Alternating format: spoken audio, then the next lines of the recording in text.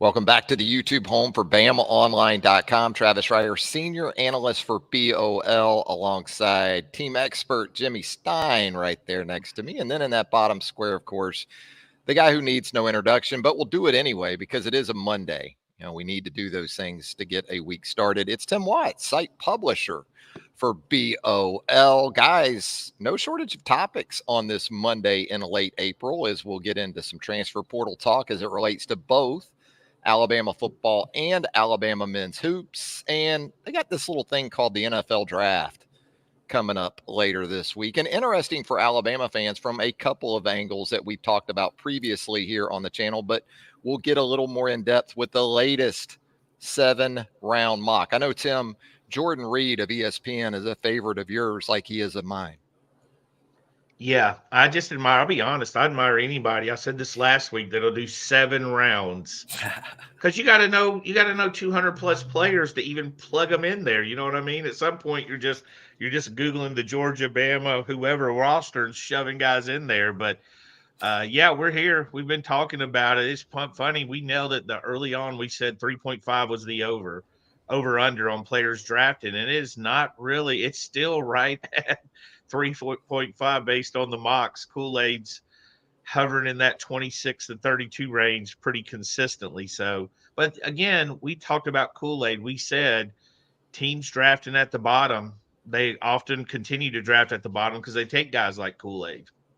They do, and we'll get into that coming up, because when I think of Kool-Aid, Jimmy, I think of a high floor guy going into the National Football League in terms of being ready to jump in and play a significant role, especially for a contending type team. I think Kool-Aid can jump in for pretty much anybody, but some fun scenarios as we think about the split, too, between offense and defense with this draft class, Jimmy, looking ahead to the upcoming weekend.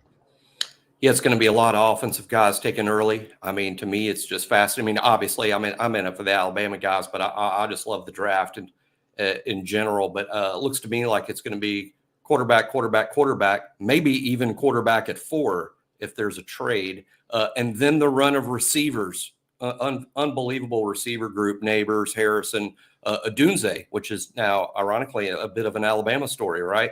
With Rome Odunze being a Kalen DeBoer product. So a lot of offensive guys early, and maybe leading to Dallas Turner possibly being the very first defender taken in the draft, which would be one more quill in the Nick Saban fedora, you know, in terms of all that Nick Saban has done for Alabama in the draft. One more thing, the first defender taken for the second year in a row, if it's Dallas Turner. Yeah, that would be a pretty cool scenario, and also one that we'll talk about where it relates to the Bears coming up, where it could be quarterback edge like it was for the Texans a year ago. I'd say that worked out pretty well, too well for the rivals of my Jacksonville Jaguars, but hey, good for D'Amico Ryans, right? We got folks checking in. We always appreciate that. Brock checking in. Tex Tider, he was just checking in, Tim. He said, howdy, boys, sneaking in from work. Don't get me fired, but worth it. Well, we like the passion. We like the commitment. Yeah, he told me his schedule was changed, but he worked it in. He said his work schedule had changed in. I saw Morristown, Tennessee checking in. Ben's here. Ben's always here, Cousin Eddie. So we appreciate y'all checking in early.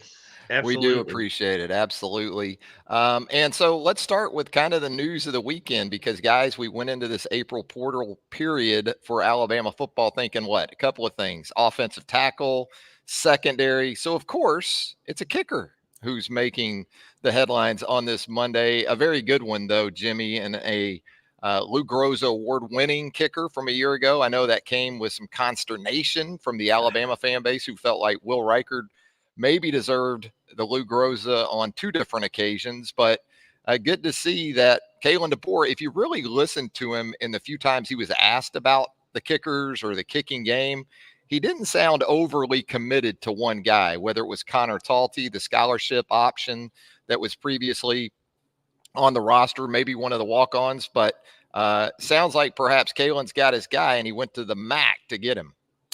Yeah, I mean, I think this is a not just a home run. This is a bases loaded home run. I mean, if you identify based on what happened this spring that you need to add a kicker, and then they go out and add the best kicker in college football, just a home run. Graham Nicholson's career numbers, not just a one-hit wonder at Miami of Ohio either. This kid's been good from minute number one. His career numbers, 60 for 71. It's so good. I remember it off the top of my head without looking at it. 60 for 71 over 3 years is ridiculously good.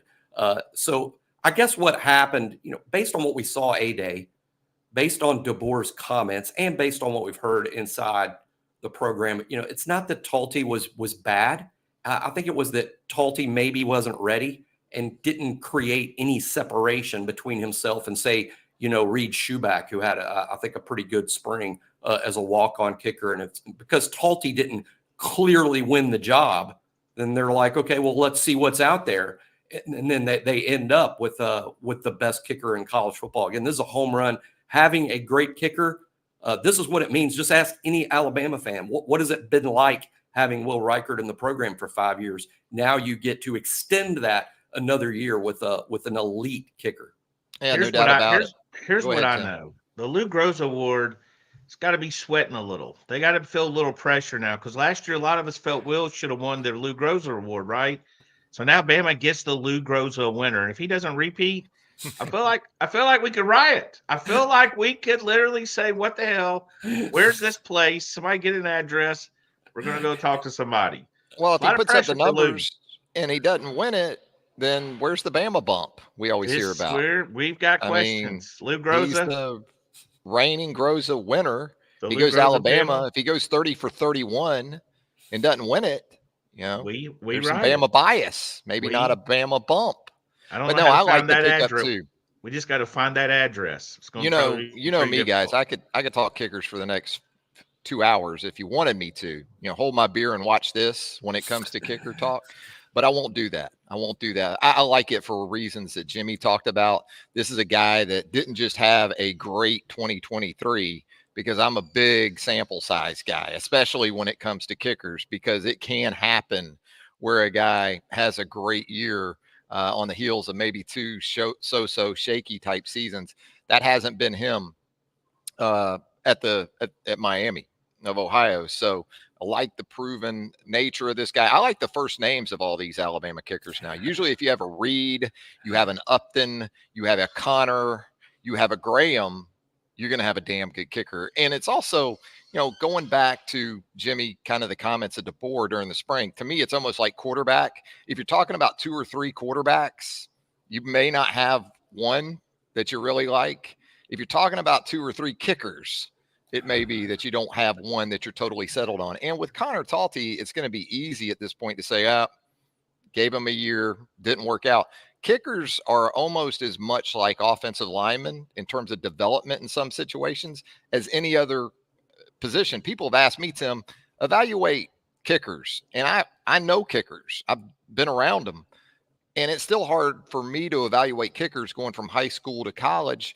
And I think Connor's still got a bright future. It's just that I like that DeBoer is amping up this competition, because a lot of coaches look at the kicking position and go, we'll be all right. And DeBoer, think about the points his offense scores. They score touchdowns. Now, they don't kick as many field goals, but if you go back and you look at Washington's season last year, they had some important kicks at some important moments. Yeah, the thing to me, like, I agree with you. At every Red Elephant Club or alumni group I speak to, they ask about the kicker forever. Forever. Jimmy's that's a Bama been there. Thing. Yeah. Jimmy's been there when I said, I don't know. I'm not sure Nick Saban knows. I'm not sure Bill Bell. All I know is that every friggin' NFL kicker came from I had to Google every one of them basically to find out where they went to college, because they weren't like some staple or some name. I thought Michael Proctor was really good when I was at Pelham High School. He's a couple years behind me. And I thought Will Reichard was going to be good. But other than that, I really have no clue. But once you've proven it in college, I think it's easy. Obviously, college to college translates. I think high school to college is where you run into the issues. But yeah, you have a void that we really haven't talked about with Will Reichard leaving. And you get this guy, and you get him rather easily. I had a nugget on the message board on Sunday morning. We spent a good portion, Andrew Bone and I, Joseph Hastings, all of us, reaching out, Steve Wiltfong and Pete Nako saying, when's he going to visit? Then last night he commits. So rather easily to get that guy too. I mean, you just, you pick him up, you run him through, and again, easy money at a need position. Absolutely. And yeah, you don't really think about a kicker until you really need them. And I know we've got some comments here in the chat about PTSD where it comes to certain Alabama kickers. But Jimmy, I always go on the sort of box of Alabama's had some great kickers.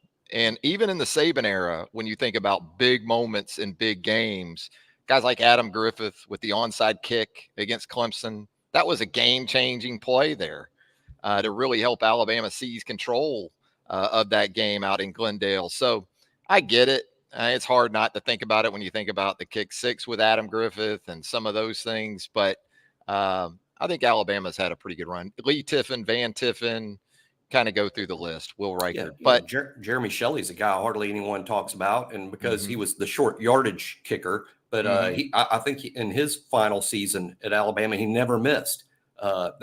Having someone you can depend on is what kicking's all about, and Jeremy Shelley was highly dependable in his last year. Lee Tiffin was a first-team All-American in 2009. Adam Griffith was a good kicker. He was actually really good if you compared him to all the other kickers in college football. He was just at Alabama at a time where virtually every position was manned by an elite player, and Adam maybe wasn't elite, compared to, let's say, Jonathan Allen or Tua Tagovailoa, but compared to other college kickers, Adam Griffith was a good player, but they weren't as good as Will Reichard, who's just been outstanding. And when Reichard walked out the door, I think a lot of Alabama fans went, "Oh no, here we go again." And at least now you've got a 1-year bridge. Now you've got 1 year for either Connor Talty to improve, as most kickers do, as you pointed out, over time. Most kickers do improve over time. Talty's got now another year in the incubator, or there's another kicker. The portal's not closing after next season, so we'll see what happens going forward. But for now, this 1-year bridge, Graham Nicholson promises for Alabama to have yet again an elite kicker. And it's nice to know that when you get to maybe the 33-yard line or so, that 3 points might be just in the bag. Not everybody's got that. I'll be honest. I believe in jinxes, and I think we have jinxed this poor guy as much as Look at Moon Rocka here. He wants to give Graham his lumps for stealing. I'm not far from Moon Rocka. I'm there. One missed field goal, and I'm going to have issues. I'm telling you, this is a Timmy Hostile possible buildup right here. We got an incubator. This guy misses one, I'll be like, "I told you, Will should have won it." So I'm with Moon Rocka. Oh, gosh. We're going to get into some more portal talk coming up. Jeremy Sanders says Talty misses 145-yard kick in a spring game, then it's replace him.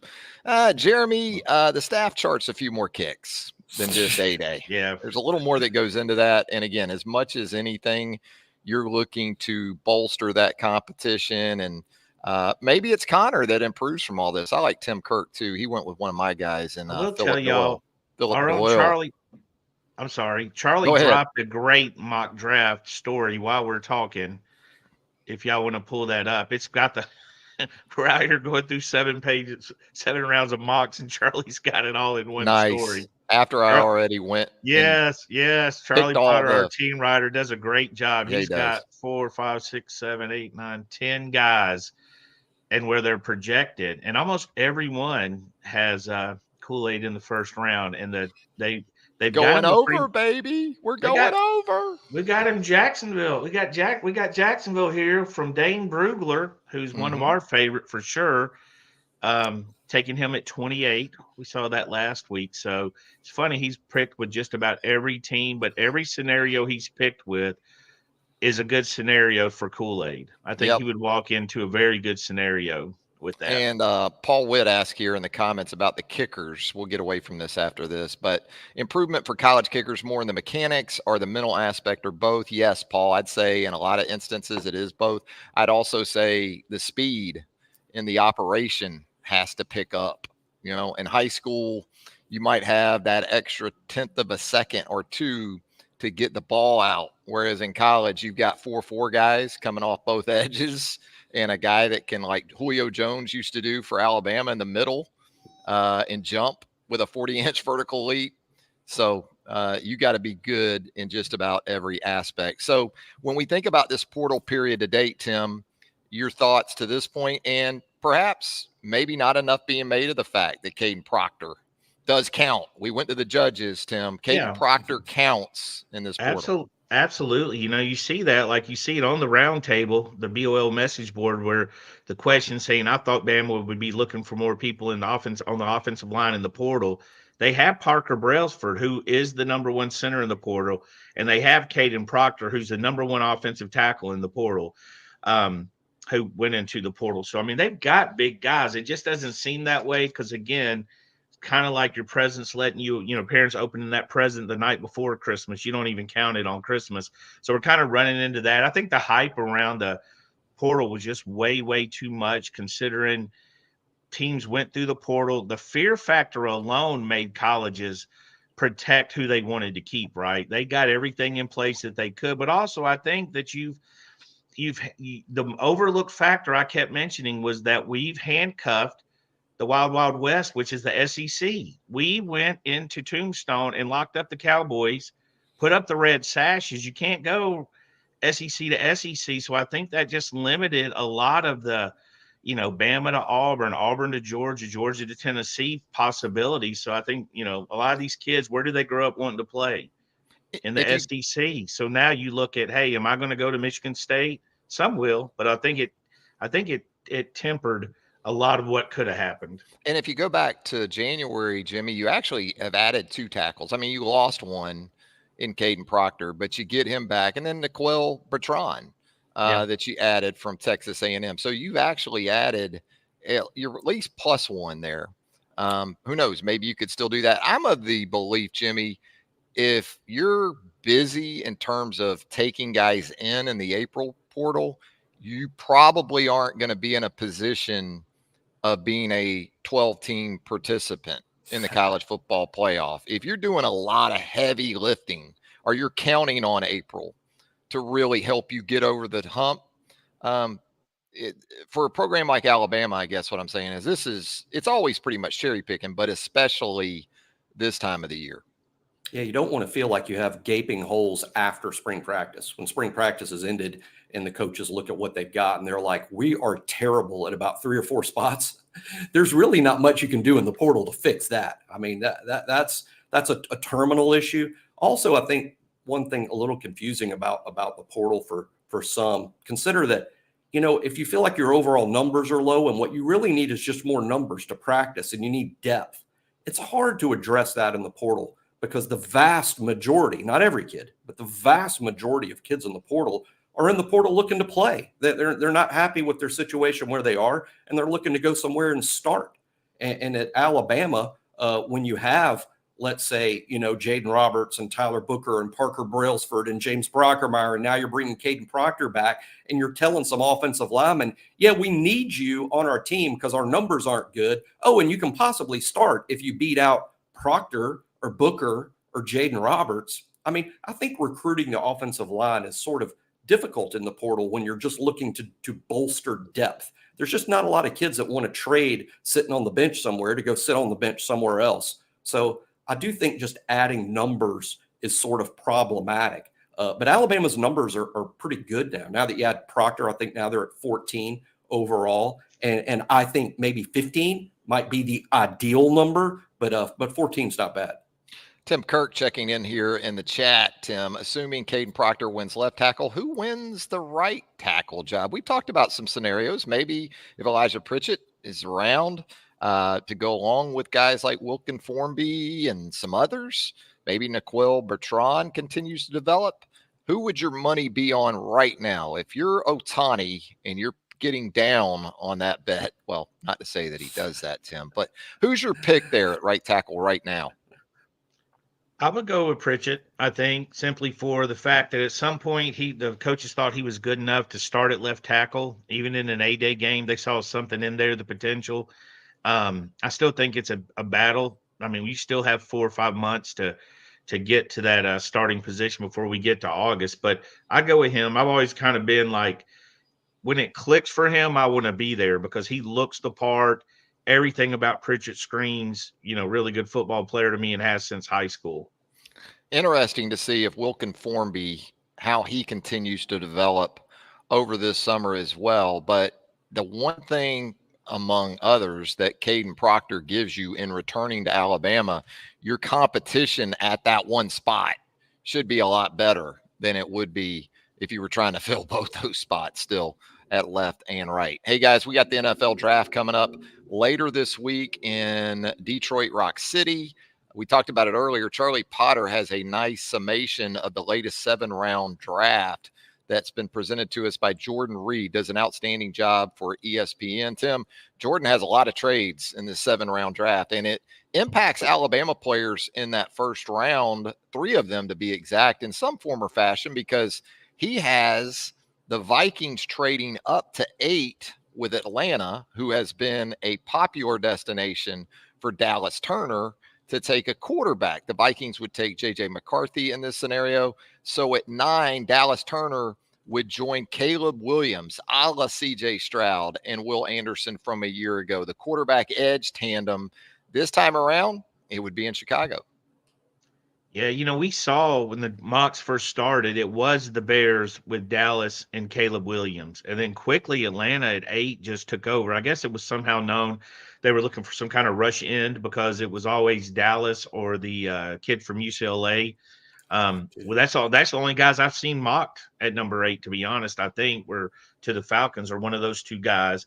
So yeah, this trade would mess up. I'm still curious to see if Jim Harbaugh snookered all of the mock drafts. I'm curious to see because nobody had him at 4. Nobody had him moving up to 4, 5, 8 until Jim Harbaugh drafting at 5 told everybody he's the best quarterback in the draft. And then the mock started shooting up because I still haven't seen what it would take to get him that high in the draft. But definitely it affects Dallas Turner, but not necessarily in a bad way. I mean, you get Dallas to fall to the Bears. I mean, there's a lot of playing time, a lot of activity. It seems like the franchise is a little bit headed more in the right direction than ever. I mean, I read last night that when they had Caleb in town to meet with the executives, they just sent him to meet with the team leaders on the Bears, which is, to me, is a great idea. Get you out there with the guys you're going to play with. Everybody get on the same page. He wouldn't have any fun with the executives. So maybe that'd be a good move. I don't worry about Dallas. He's going to chase the quarterback. They get paid. Yeah, this quarterback fever annually is right along the same lines of my wife with new car fever. When it strikes, there's no stopping it. Once an owner decides, especially that she wants a quarterback in round 1 and will do whatever it takes in terms of trade and everything else to go get a quarterback, it's going to happen. Jimmy, you talk about trades. And again, one impacting an Alabama player, Terrion Arnold, with Jordan Reed's 7-round mock. He has the Eagles trading up to 12 to go get Terrion Arnold. So for the Crimson Tide, it would be 2 defensive players off the board before an offensive player comes off the board in J.C. Latham, another trade that Jordan has. There's 7-round mocks. And as Tim said earlier, those you got to give credit and props to the folks who do those. But to include all these trades like Jordan did, this is next level. Terrion Arnold to the SEC Eagles, I guess you could say they're at 12. Yeah, that would surprise me a little bit. Jordan's really good at this, and I think it would take a trade like that, someone in love with Terrion, which is easy to imagine with his personality, not to mention his skill set. But just with his personality, it's easy to imagine a team falling in love and making a move saying, hey, I want this guy in my locker room. It's not just that I want this guy on my team. I want this guy in my locker room. So you can see that happening. But one interesting thing going on in the draft right now to me, Travis, is the cornerback number 1. Who's it going to be? Is it going to be Terrion Arnold, or is it going to be Quinyon Mitchell from Toledo, who's a corner who showed up, was sort of one of the big stars of Senior Bowl week? And then he backed it up by being one of the stars of Combine Week. And when you're like, yeah, but how can you take a cornerback from the MAC over a cornerback in the SEC? There's only one answer for that, and that's measurables. I mean, Quinyon is a bigger, faster corner than Terrion, and he proved that in Indianapolis. So I think that's really interesting. Is it going to be Quinyon first? Is it going to be Terrion first? For me, I'm going to lean Terrion first, just for what I mentioned earlier, Travis, is it's so easy to fall in love with Terrion. His interviews were not just an A, but an A+. And it's so easy to see teams that went into this draft process going, I think we should take a corner. So they met Terrion, and it's hard to imagine those teams not loving that guy. Terrion also with some versatility, played some nickel corner at Alabama, and I think nickel corner might be a good spot for him in the NFL. So there's some positional versatility with Terrion too, and that always helps you in terms of who's going to go where in the first round.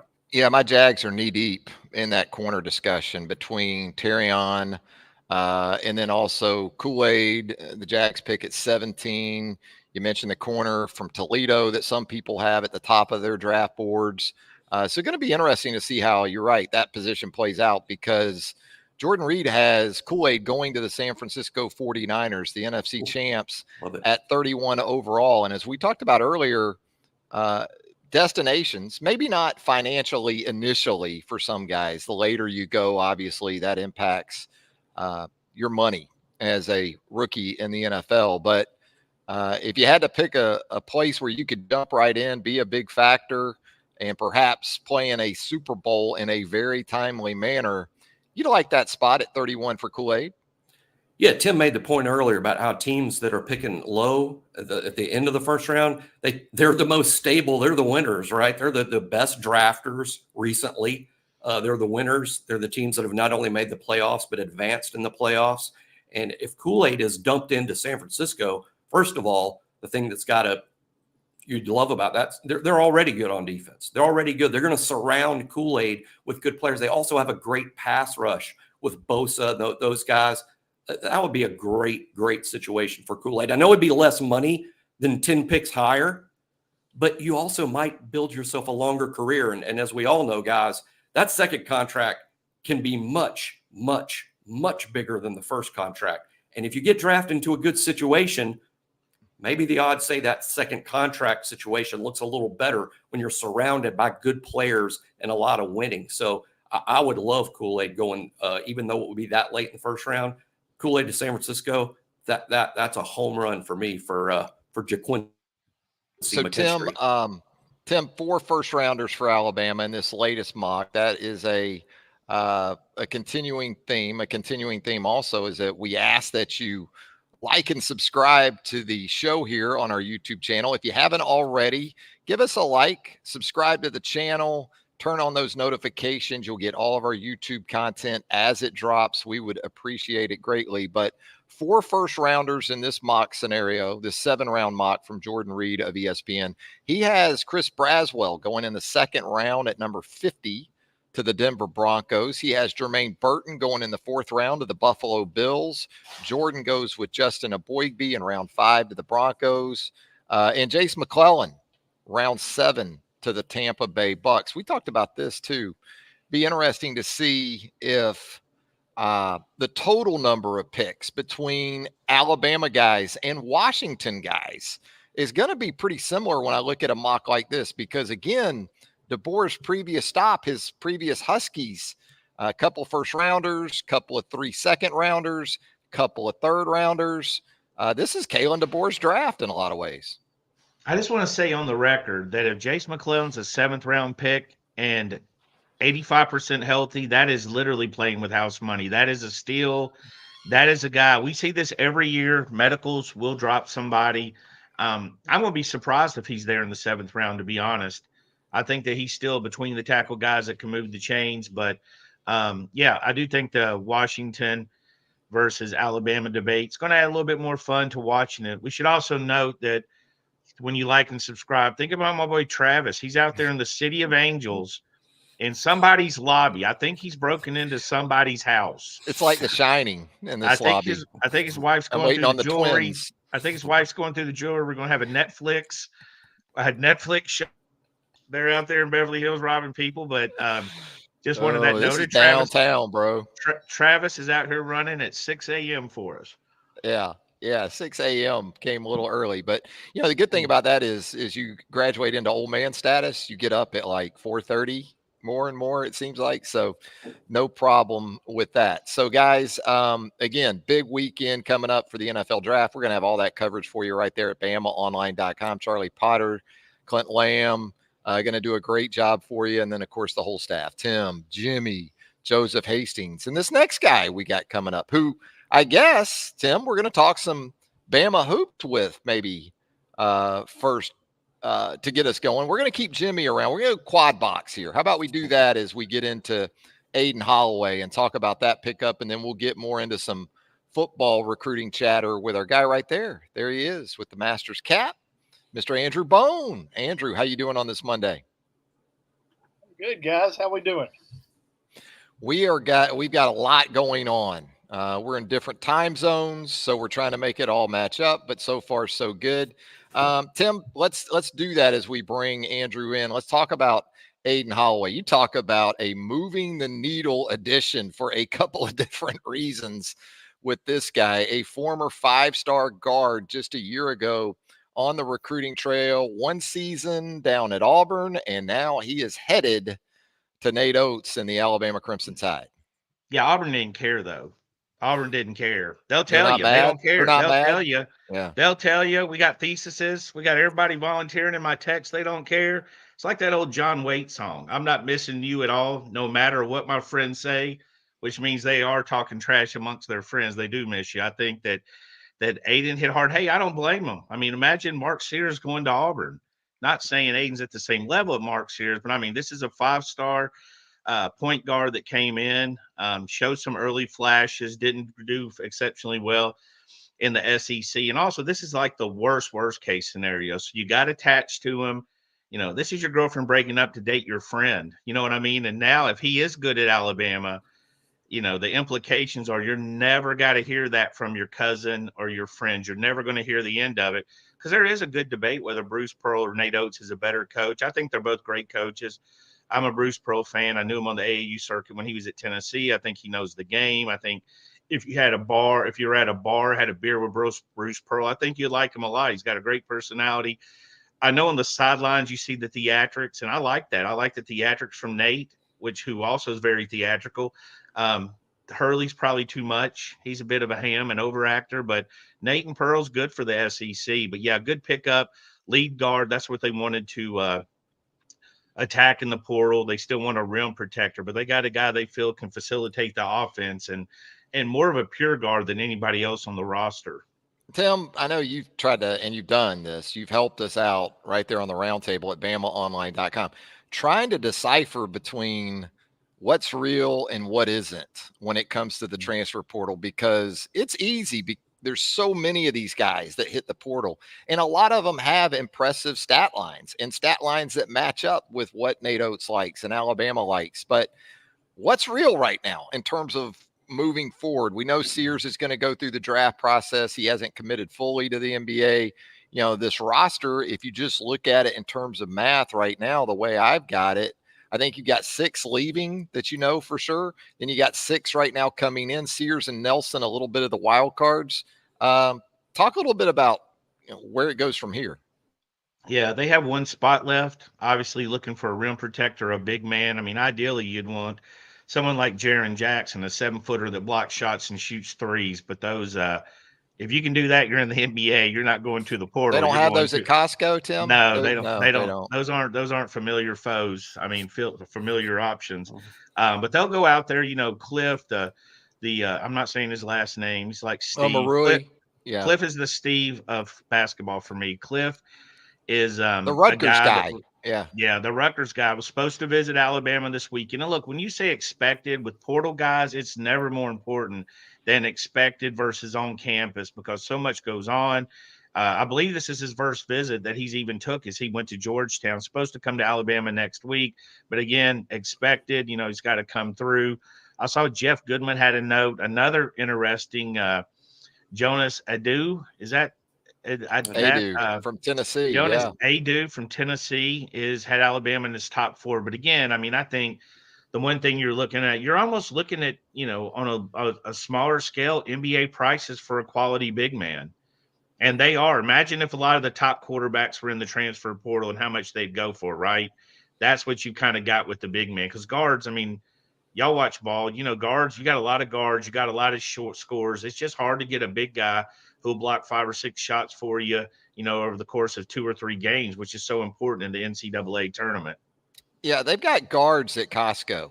The bigs, They you do. typically have to go to like Macy's to find Yeah. them, They're a Upscale. little different shopping dynamic there. Speaking of dynamics, Jimmy, before we get to Andrew and really get into some football recruiting talk, just wanted to get your thoughts here about, again, rivalry dynamics aside, Aden Holloway, the addition, what it means for this team. To me, it's kind of like, in some ways, Graham Nicholson coming in. Kickers, you're going to have 3 or 4, you think, now competing. And, Holloway's going to have plenty of competition too. I mean, if Sears comes back, you already have a couple of guards from the portal committed. It's a good looking group already. Yeah, whether Sears comes back or not, I think Holloway is a good, he's if Sears is gone, then Holloway is a guy that's going to play a ton of minutes at point guard. If Sears comes back, then Holloway can play some minutes subbing for Sears, but can also be on the court with Sears because both Holloway and Sears can play the 2 guard as well. And I think Mark Sears is kind of comfortable over there. I know he primarily wants to play point guard to show off for the NBA, but Mark Sears, I think, is a really good scorer off the ball too. Holloway's just win-win. To me, it's just a matter of scheme fit. I don't think Holloway fit what Auburn does on offense really well. But per Holloway and per Nate Oates, he may be a great fit with what Alabama does. And to me, that's why it ended up like it did. I mean, Holloway, I don't think just kind of fit what Auburn was doing, but he may be a perfect fit at Alabama. We see it in football all the time with the front 7 on defense. Some guys are really good schematic fits in some systems. Then you change systems and the guy disappears. Basketball's the same way. Some guys are cut out to run a certain system and aren't cut out to do something else. So let's see how Holloway does. I think the Auburn fans during the season that criticized Holloway, well, they should be happy now. Now that terrible player is over at Alabama, and you don't have to deal with him anymore. And let's see if the Auburn fans are just happy about Aden being in Tuscaloosa. But they do have to deal with him though, Jimmy. When he comes back. They do have to deal with him next year at Alabama. Yeah. And what I'm saying is, I think those same fans that were very critical of Holloway during his play at Auburn, they now have a different opinion about what kind of player he's going to be, because I think now they're a little worried. Yeah, it's just Timming. That's called Timmying. Y'all keep up. It's Monday. I'm on Thursday afternoon. Y'all are still on Monday. Look at Andrew. He's sleeping with his eyes open. We appreciate it, Jimmy. We're getting to Andrew before he glazes over here. We're going to get into some college football recruiting talk. But as always, we appreciate you taking the time and look forward to you hanging out with us on the roundtable and at BamaOnLine.com. Thanks, Jimmy. Hey, see y'all next week, guys. See you, Jimmy. Hey, Jimmy. Jimmy Stein, team expert, quad box for you on a Monday. We break it down to 3 down there in the center square now. Andrew Bones. So, Andrew, we had previewed last weekend kind of what to expect, what might be coming up. Did it sort of play out according to the blueprint that we provided, the roadmap that we provided in terms of football and the football recruiting effort? Well, I think from what we were talking about last week, just the guys that were coming into Tuscaloosa, that played out pretty well with Dawson Merritt, top 100. I'm not even going to call him a linebacker anymore. I'm just going to call him a wolf, because everybody gets upset when we call any of these kids linebackers anymore, because Alabama's got so many commitments there at the position. But Dawson Merritt out of Kansas, 6'3", 220-pound edge rusher, definitely a top guy for the Crimson Tide. Great interview on BOL. From our man Steve Wiltfong after the trip, and just another great visit. I mean, he's got a great relationship with the coaching staff already.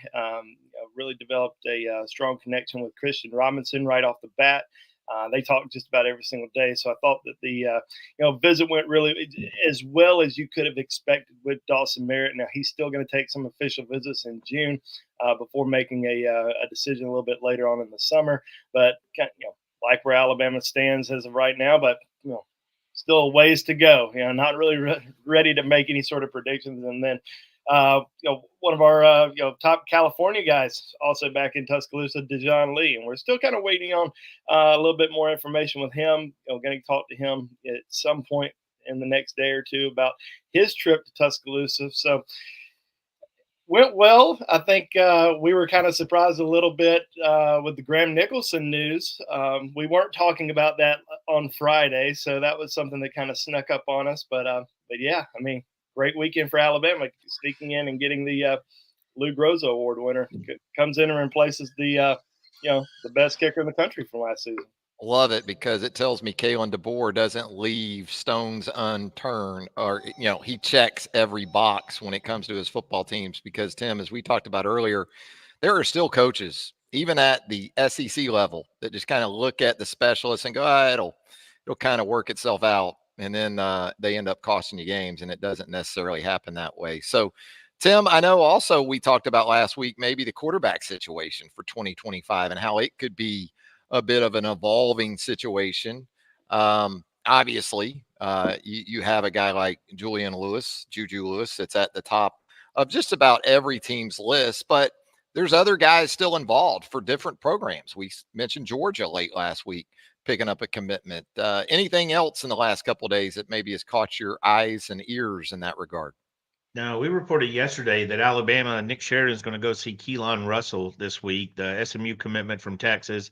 We're big fans of his. The thing about this class, to me, recruiting, when you look at rankings, the quarterback class, to me, still a work in progress. I thought Zollers, the Missouri commitment, who briefly looked at Alabama, took a visit Bama hadn't never got a chance to offer.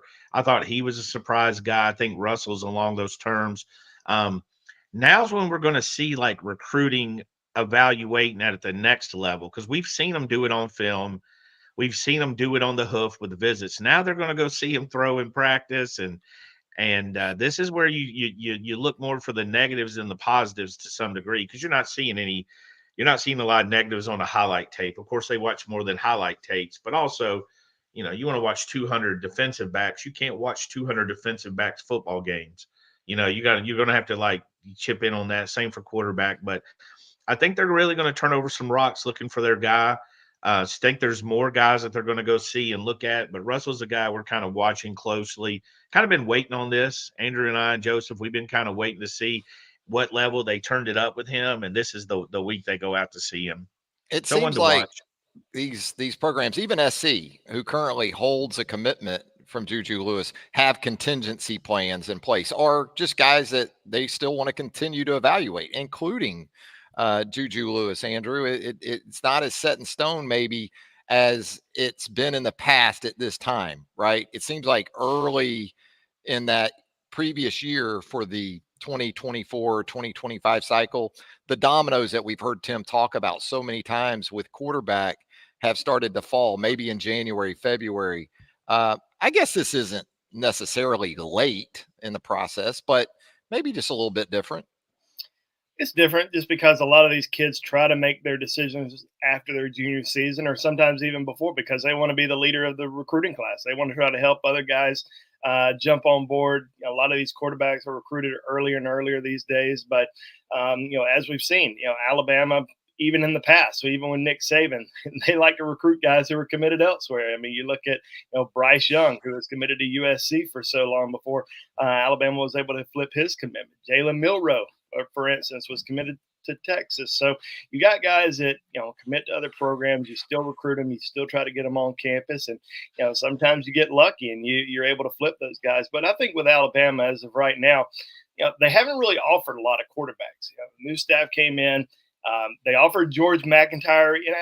I don't know if that was maybe a little bit of a pressure thing, because he was making a decision within a week. They extended an offer, but it wasn't. I don't know if it was really even a real thing. But then they offered Juju Lewis, Deuce Knight out of Mississippi, who's committed to Notre Dame. I think those are still some guys that, even those they were offered, they still wanted to see them a little bit more. They wanted to evaluate them. They wanted to go out and see them throw. And this is kind of the time frame. We hadn't seen any other offers that have been extended throughout the month or throughout the last couple months. So this is kind of the time period, as Tim mentioned, where Alabama's going to go out. They're going to evaluate kids. You're going to have some guys that they really like a lot, but they still need to get them on campus and throw, and line them up with other quarterbacks and kind of match them up and see which one they really want to go after. We saw that a few summers ago. I say a few summers ago, back in 2016, when they had a quarterback commitment in Tua, but then they still wanted another one, so they brought in about 4 or 5 guys all in one weekend. They ended up really pushing for one, and that was Mac Jones. So, Tim, what are we talking about as we move into another week here? As we are a week plus outside of spring practice. All the kids that came through in March and April, this, as we talked about previously, would probably represent a kind of a slowdown in the news cycle with potential visitors and things like that. But with the portal and still the high school kids out there, it doesn't seem like that's the case coming up here. I think it's just instead of the news being who's on campus, the news is going to be whose campus is Alabama on. Going to see, watching them practice, getting FaceTime. Now, the new rule, what's new to me because I don't follow the rules till they're being enforced. I usually find out the rules, the speed limit after I'm pulled over. But Yeah, instead of they, ask, apologize later. Yeah. so they could only go once to each high school. So as for instance, in the past, you'd have had a Freddie Roach at Thompson High School. The next week, you'd had a DB coach or a D-line coach or a coordinator, and they just would go every week. I actually like this rule. One time, everybody gets one shot, so you get one time to go in and see them, which I think is going to help. Do a lot of narrow a lot of this down. It's going to help the coaches too. But they went from the confines of practice on campus to now they're going to have to get in the road and take off. And again, someone's got to be watching your team. And I'm not just talking about Alabama. You got guys, somebody's got to be babysitting people. Alabama's, seems pretty set there, but a lot of teams will have coaches on the road. And that's kind of, it's kind of like, where I guess the fox can get in the hen house, so to speak, during the portal. But I think Alabama's set just to get out there, get on the road, see people. Not surprised. They're going to be picky at quarterback and they want to see him in person. And I'd be disappointed in a coach who didn't really see their quarterback throw live, because sometimes you commit them and then you see them throw live and you have a completely different opinion of them. Yeah, we've reached an era now with everything in college athletics. It almost feels like, okay, if you're bringing guys in to work them out, it might cost you at some places around college football. But, Andrew, when we look at the current construct of the commitments for 2025 for Alabama, where do you look? And we joke about linebacker, obviously, but and quarterback's obviously the high profile spot. But in terms of position areas, where do things almost have to start to take off at some point? Understanding there's still plenty of time. This isn't desperation mode by any means. And as we talked about, like quarterback, Alabama's still looking at a lot of guys in the evaluation process. Well, I feel like we talk about it just about every single week, but and definitely offensive line. I mean, that's definitely an area that Alabama needs to, get some big guys on board, especially at the tackle position. I think they're in good shape with a few guys that have scheduled official visits that will be coming up over the next couple months. Just kind of having to, wait right now for those decisions to happen. But I think Alabama has put themselves in a pretty good position with, guys like Jackson Lloyd out of California, who's in the top 30 overall in the country, another top 30 overall player. Michael Carroll just came off an outstanding visit to Alabama a few weeks ago for A-Day. So I think those are a couple of guys that Alabama's in good shape with heading into the summer. Still some visits to come. I think there's several other offensive linemen that are strongly in the mix as well. But I think offensive line, as far as, on the offensive side of the ball, and then on defense, I think, defensive line still kind of an intriguing area, because there's not it feels like this just about every single year, but there's not a really extensive group of targets that Alabama's really going after. There might be about probably less than 10 guys that they're heavily pursuing right now, and 3 or 4 of those guys have official visits set up. Antonio Coleman flipped back to Alabama earlier this year, and then Josiah Sharma, who's a top 100 defensive lineman out of California. That's another guy that Alabama seems to be in a pretty good spot with, but he is still taking visits. He's going to take a visit to Washington next month. He's going to visit Texas in early June. There's some other schools that are trying to get in on him. So, there's still a lot going on, still a lot of recruiting going on. Alabama might be behind on some kids, but once you get them on campus for official visits, and starting in May and into June, you got a chance to really make some big moves with several of these guys. So, Tim, where does it sit for you? Are you likewise with the big guys? I know you're big on Sharma, you're big on Lloyd. When you talk about defensive, offensive linemen, we've done that here in the past. Is there maybe a position that we haven't talked about enough, in your opinion, that this staff is going to continue to look hard at and try to address? I think we've kind of I think one thing we've noticed, I think the linebackers stand out because Kane Womack was so aggressive, right? You have your defensive coordinator, it's his position. He's absolutely, 90 to nothing getting his guys. And we reported this. They narrowed it down basically pretty early to 8 guys. And this isn't somebody who wasn't evaluating or hadn't seen film on these linebackers. They're all from the South except for Abdul Sanders, who Courtney Morgan and Kalen DeBoer and them knew. But also this guy came in and put the guys he wanted, put together a top 8, committed 4 of them, and had a couple more we feel he would have got that ended up at other schools simply because he filled up. So I think the other positions make you feel like maybe you're behind, but I don't think that's the case. I just think Kane Womack was really ahead, was super aggressive with what he did. He went and got his guys, and now we've got other ones. And like Andrew said, they're set up. I mean, recruiting is basically dominoes. I know that'll send some bad flashbacks to some people, but it's basically dominoes where you're getting to know them, and it's not just one-sided. We see a lot of this with fans going, everybody hits the portal's greedy. Well, some of them are asked to hit the portal, and I'm just speaking in general. So some of the kids who haven't committed because Alabama hasn't pushed, and we've said that term a lot the last 4 or 5 years to sort of say where we're at. If Bama wanted a quarterback committed, they'd have a quarterback committed. I don't think there's any doubt about it. They're key on getting the right one, and same for wide receiver. They went out, dug all their tape up, came up with Latzir Brooks, all the 3-star, Nate 3 stars, dude, his film's got, I mean. What about that catch from over the weekend? Lord. Yeah, that's what I'm saying. This guy, like, when you saw it, it's not so hard to believe that he might have been the number 1 wide receiver on their board at the end of the day. So getting it right's the most important. It's not being first. I mean, you still got to go to December to hold on to the ones you get. So I think they've done all the little things right.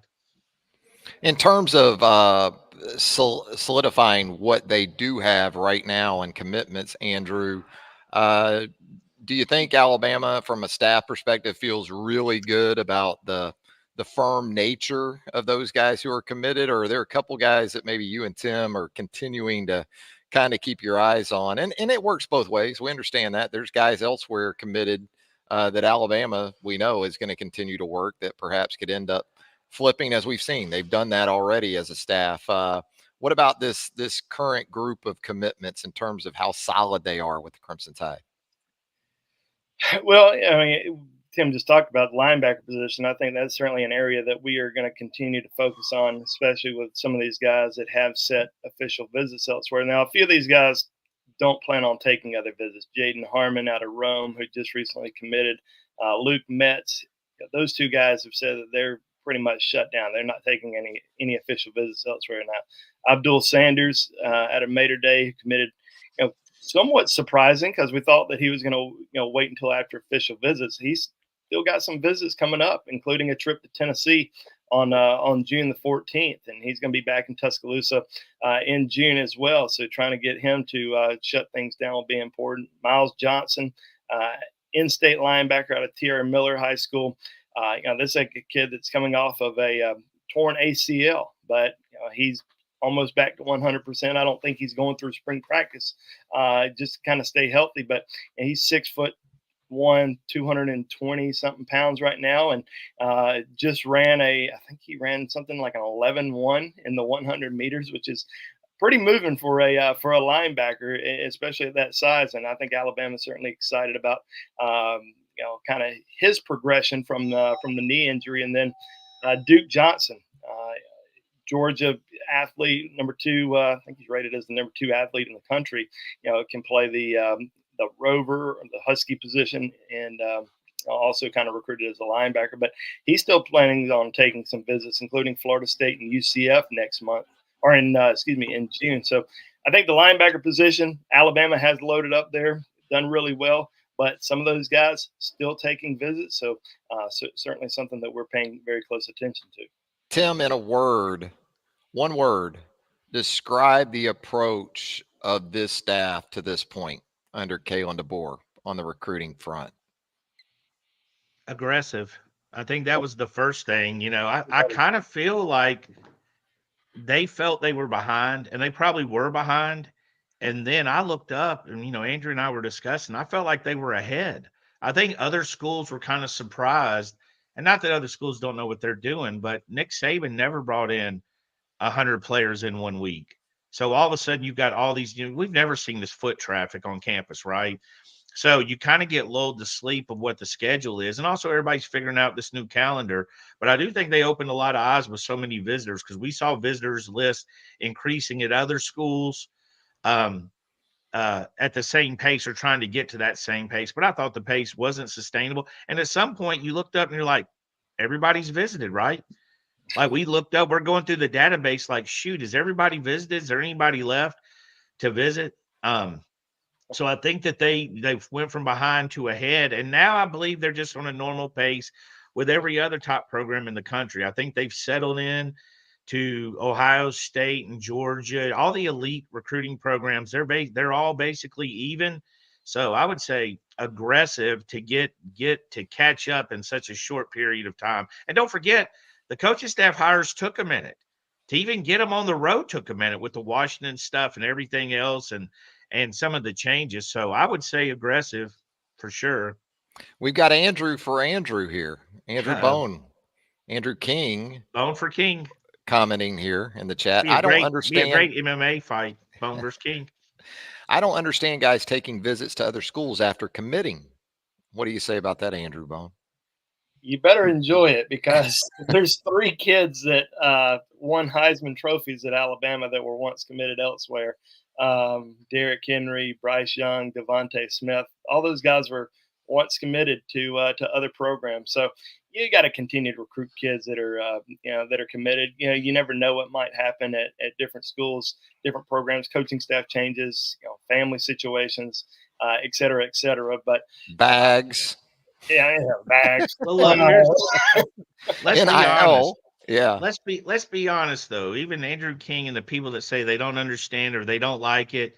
How'd you feel when Juju showed up? You know what I mean? So it's kind of like, it's kind of like, I think you do like it, and I understand it. Don't get me wrong. It's, you want theirs, but you don't want yours to do it. So I get it. But when those guys show up on campus, I mean, there's a lot of excitement, because we'll have that Friday night visitor no one's really talked about, and boom, he's on campus. We had some last year that just absolutely blew up the internet. So I think you don't like it, and I agree. But I do think it's like holding your spot and taking visits. And this isn't new. We just cover it. The kids always took visits. We've had kids on other campuses tell us they weren't there. We once had, I'm not going to say who it was, but we had an Alabama commitment at Tennessee, and our Tennessee guys had a picture of him with the unofficial visitors, and he told me he wasn't there. It was like that old Eddie Murphy skit, Raw. Wasn't me. Looking at the photo, video, wasn't me. So this has kind of always went on. Now the kid's just a little more open about it. Plus, you can't hide it. If a kid shows up on your campus, it's getting out, and it's not as simple as, hey, hide it because you cover them. Man, somebody on that university is going to see that kid at, Wings, Buffalo Wild Wings or walk-ons, and they're tweeting that out. They're probably getting a photo with them. Yeah, we joke about it. When we started out in this industry, a lot of these kids, they weren't getting recruited until halfway through their junior season. And now a lot of them are starting to get recruited as freshmen, as sophomores. So when you get all that love and attention from one school as a freshman or sophomore, a lot of these kids decide to go ahead and jump on board, commit, and then they start, really going through their recruiting process and think, all right, maybe that wasn't the best situation for me. But it's crazy how much earlier these kids are getting recruited now than they were 20 years ago, than they were 10 years ago. Because I used to say, I'm not going to interview a kid, and this was very early in my career. I'm not interviewing a kid until after his junior season in high school. And then 10 years later, I'm interviewing Dylan Moses he earned it. Dylan changed it. Dylan changed the whole game with that 8th grade offer. And it wasn't just an 8th grade offer because he looked like a grown man. So it wasn't like, you remember Lane Kiffin committed a 7th grade quarterback. Y'all remember that? Yeah, well, and what was his name? David Sills. Yeah, ended up being a wide receiver at West Virginia, went in the NFL. But when he committed him, and you looked at his photo, you said he's in 7th grade. He looks like a 7th grade. But when we looked at Dylan Moses, you're like, shoot, You know, Dylan played a lot of sports where the other parents scream birth certificate. I've been at those games. There's no way he's 15.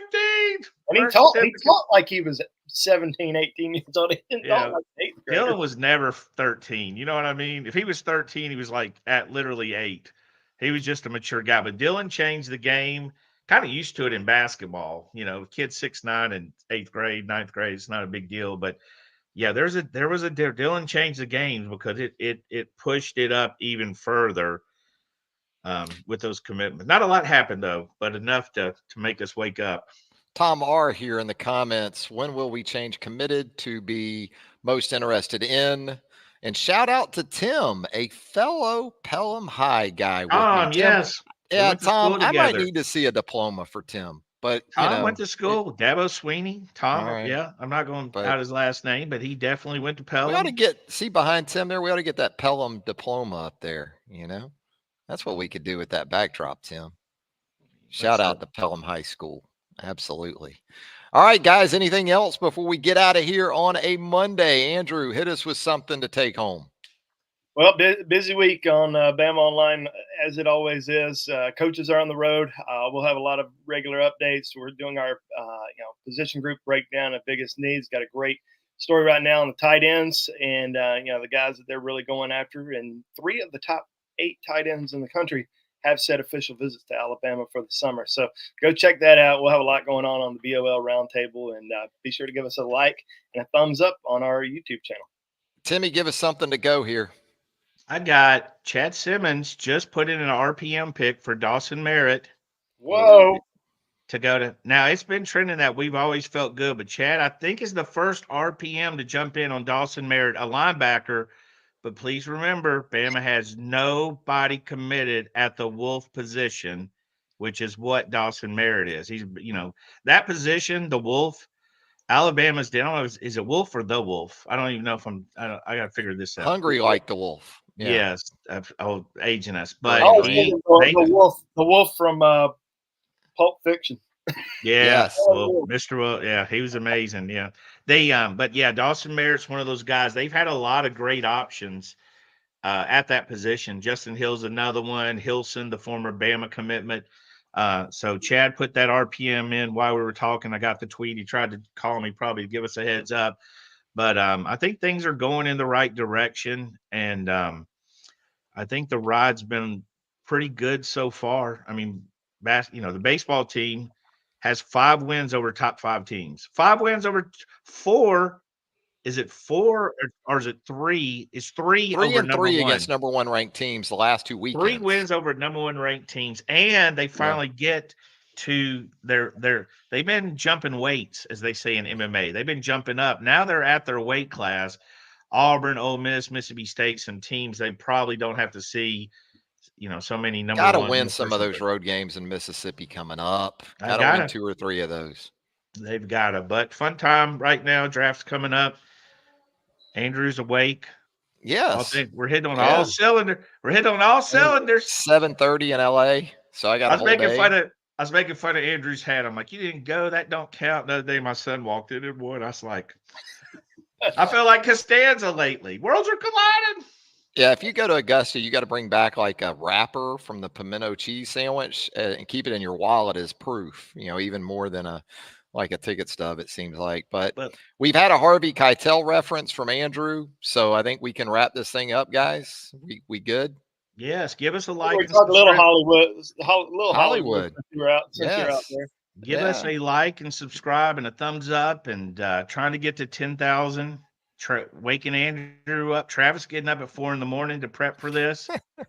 I keep waiting for somebody just to walk. I thought that was the bathroom over his left shoulder. I kept waiting for somebody to walk out in their boxers. But it turns out he's in the lobby. I'm down in the lobby on a hot spot. So I'm just glad to be here right now. That's known just for you people, normal mere mortals. That's called a boutique hotel, by the way. This building, I think, is more than 100 years old. It looks and feels like it. Smells like it too. Looks fantastic. Looks like it could be in Pulp Fiction. Yeah, very. They've probably shot some movies right here. You could be dancing with Mia right now. Yeah, like the Titanic or something in here. All right, guys, appreciate it as always. Tim Watts, Andrew Bone. No one better at what they do for us at BamaOnLine.com. Thanks again to Jimmy Stein, team expert for joining us as well. Charlie Potter with so much great content to go on with Clint Lamb, Joseph Hastings. We got you covered right there at BamaOnLine.com. Sorry, one more note. Any of you mock draft guys, Charlie Potter has hooked it up on BOL. Did a fantastic story. Me and Travis are like writing down on notepads where people are getting drafted. Charlie just dropped it on our head. He's got 10 different mocks with, at least whatever they've got the Bama players in there. So absolutely great reference going into the draft this week. A veritable melting pot of mocks from Charlie Potter right now Absolutely. at BamaOnline.com. For Tim, for Andrew, Travis, thanking you once again for joining us. And until next time, so long, everybody.